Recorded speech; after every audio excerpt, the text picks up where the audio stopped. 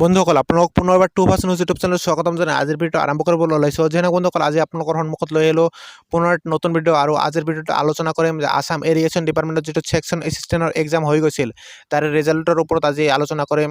এইটো ৰিজাল্টটো কিয় দিয়া নাই আৰু যিটো এপটেক নামৰ যিটো কোম্পানীটো আছিল এইটো কি সঁচাকৈ ব্লেক লিষ্টেড হয় আৰু এক্সামটো নিদিব নেকি, ৰিজাল্টটো নিদিব নেকি, এক্সামটো কি নতুনকৈ পাতিব নেকি, সকলোখিনি জানিবলৈ ভিডিঅ'টো প্ৰথমৰ পৰা লাষ্টলৈকে চাই থাকক। আৰু যদি আপুনি মোৰ চেনেলত নতুন ভিডিঅ' কৰিছে প্লিজ চেনেলটো ছাবস্ক্ৰাইব কৰি লগতে বেল আইকনটো অল সিলেক্ট কৰি ৰাখিব। মই যেতিয়া এটা নতুন ভিডিঅ' দিম আপুনি প্ৰথমতে চাব পাৰিব। যেনে বন্ধুসকল আজিৰ ভিডিঅ' আৰম্ভ কৰোঁ।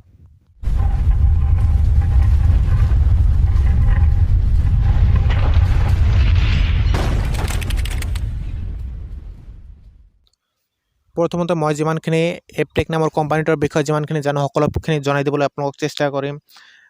চাওক, এপটেক নামৰ কোম্পানীটো যিটো আছিল এইটো আমাৰ অসমৰ নহয়, এইটো এলাহাবাদৰ কোম্পানীও নহয়, এইটো মুম্বাইৰ এখন কোম্পানী হয়। এই কোম্পানীটো অসমত আহি জলসিঞ্চন বিভাগৰ ইৰিগেশ্যন ডিপাৰ্টমেণ্টৰ যিটো পোষ্ট মুকলি হৈছিল তাৰে সকলোবিলাক এক্সামটো কণ্ট্ৰেক্ট কৰিছিল। এক্সামটো পাতিব, ৰিজাল্টটো দিব, ভালে ভালে যেনক নিযুক্তি প্ৰক্ৰিয়াটো কমপ্লিট কৰাৰ বাবে হয়তো তেওঁলোকে আশা কৰি আহিছিল অসমত।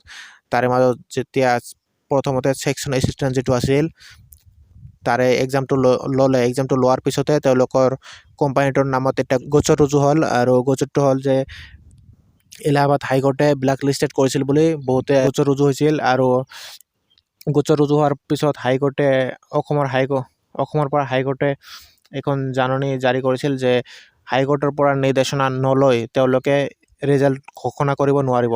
সেইবাবে তেওঁলোকে বন্ধ হৈ পৰিল। তাৰপিছতে তেওঁলোকে এলাহাবাদ হাইকোৰ্টৰ পৰা তেওঁলোকে এখন এফিডেভিট লৈ আহিছে বুলি শুনিছোঁ। আৰু এফিডেভিটত এনেকুৱা ধৰণে লিখা আছে বুলি শুনিছোঁ যে এলাহাবাদ হাইকোৰ্টৰ পৰা কোনো ধৰণৰ এপটেক নামৰ কোম্পানীক ব্লেক লিষ্টেড কৰা নাই।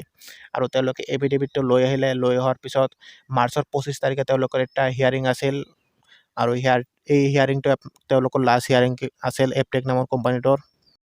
যদি এপটেক নামৰ কোম্পানীটো তেতিয়া হিয়াৰিংটো হ'লে যদি ডিগ্ৰী পালে হয় তেনেহ'লে হয়তো এতিয়া ইমান দিনে ৰিজাল্টটো ঘোষণা কৰি দিলে হয়।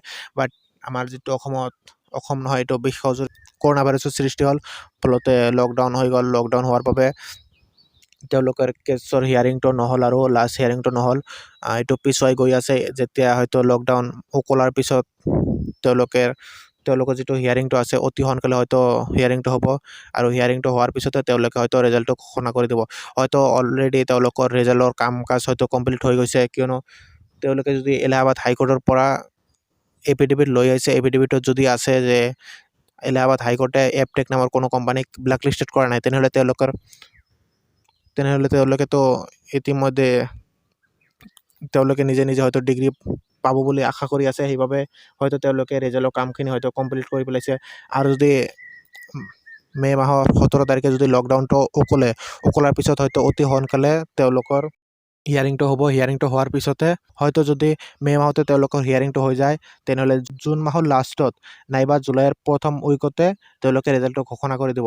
যেনে বন্ধুসকল আজিৰ ভিডিঅ'টো এইখিনি আছিল। আৰু এই বহুতে হয়তো ভাবি আছে যে এই এক্সামটো নতুনকৈ হ'ব। এই এক্সামটো কেতিয়াও নতুনকৈ নহ'ব, কিয়নো এক্সাম এটা হৈ গ'লে পিছত নতুনকৈ পতাটো বহুতে প্ৰব্লেম আহি যায়। যেনে বন্ধুসকল আজিৰ ভিডিঅ'টো এইখিনি আছিল। যদি ভিডিঅ'টো চাই ভাল পালে তেনেহ'লে এটা লাইক কৰিব, ভিডিঅ'টো সকলোৰে মাজত শ্বেয়াৰ কৰি দিব। পুনৰ নতুন ভিডিঅ'টো লগ পাম। জয় হিন্দ, জয় অসম।